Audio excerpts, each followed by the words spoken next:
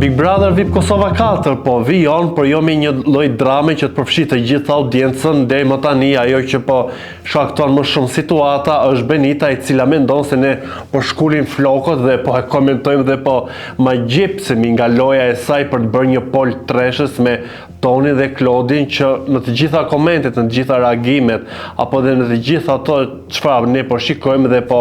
kuptojmë nga kjo lojë, është shumë minimaliste, është shumë dështake dhe është shumë sipërfaqësore, as pak joshëse dhe as pak intriguese për të ndjekur apo për të dhënë ndonjë lloj emocioni, edhe pse ka pasur një lloj përplasje gjatë këtyre 24 orëve, është marrë sa me Tonin, sa me Klodin, një lloj flirti rëndom, një lloj situate vobekët, por duke qenë që Big Brother po vazhdon,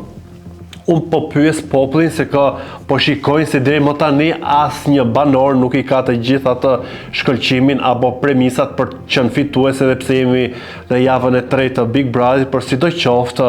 ujërat shikojnë se kush janë protagonistët që do ta kenë këtë rrugtim më të gjatë. Është një sondazh që ka gati 2 orë që kam hedhur në Instagram dhe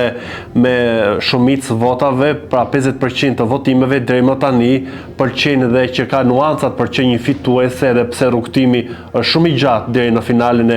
Big Brotherit. Është Eliona me 200 vota, thash se ka vetëm 2 orë që kam hapur si sondazh. Nga ana tjetër është Lëndrimi me 160 vota, pastaj Labinoti me 14 dhe Alba me 30. Sigurisht që Eliona këto ditë e kam shprehur të mos e përsëris veten me një lloj ftohtësie, por duke marrë edhe 2 sinjale. E para, të gjithë e kemi parë, mesazhin e babait të Tonit që i tha që është e mirëpritur në shtëpinë tonë nëse do të lindi diçka me djalin e tyre, dhe mesazhi i dytë që ajo kuptoi që publiku i do bashkë Tonin dhe atë për të pasur një lloj romance apo për të pasur një lloj provokimi, dhe bëri të gjithë lojën që e vendosi që t'i bënte punët ajo vetë pra Eliona dhe Toni, është nga veshja që erdhi nga sponsori të premte në Prime, që të dy e kishin një gjyrë. Eliona është e zonja për të kapur mesazhet që japin jo vetëm opinionistët, që deri më tani e kanë bërë një ëngjëll, një vajzë me vlera, e sigurisht i është bërë qefi, por duke kapur edhe këto detajet e vogla, është një lojtare e zgjuar, një lojtare që funksionon me logjik, me ftohtësi në ato lojë dhe nuk impresionohet dhe nuk është gjaknxehtë. Sigurisht të jesh gjaknxehtë në ato lojë, ke një lloj dramaciteti dhe një lloj zhvillimi pasi lindin këto polemika dhe këto përplasjet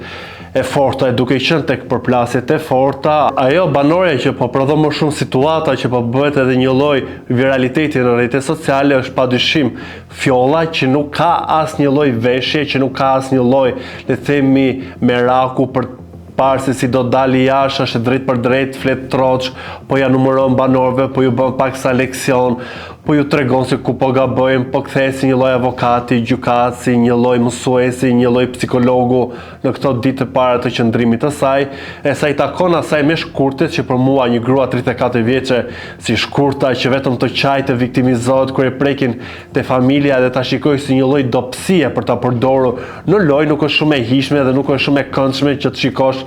teksa vajtoj se mund ta cilëste dhe situatën një formë tjetër, se në fund të ditës Fjolla nuk është se e kritikoj apo sulmoj familjen e shkurtës, po thjesht tha unë vi nga një familje e rritur, vi nga një familje me personalitete që janë të njohur në Prishtinë, në Kosovë, dhe e gjitha ajo qajtje dhe mërzitje pastaj që u përfshi dhe Alba dhe Benita, që kishte një zëng midis tyre, që kishte një shtyrje që Benita i tha shkurtës, unë e bëra për ty, për këtë me Albën, ku Benita e degeneroi me ofendime, gati po e rrinte dhe